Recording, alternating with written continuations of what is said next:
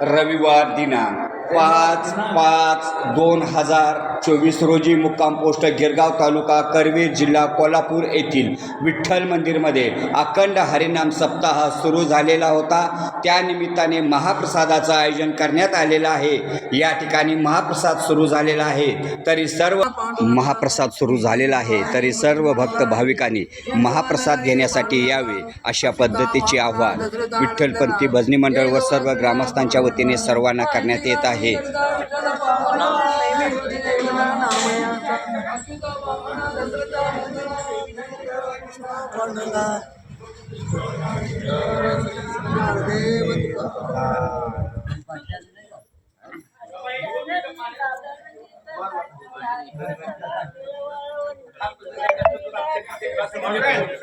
तुझीला आज पंढरीचा बोला पुंडरी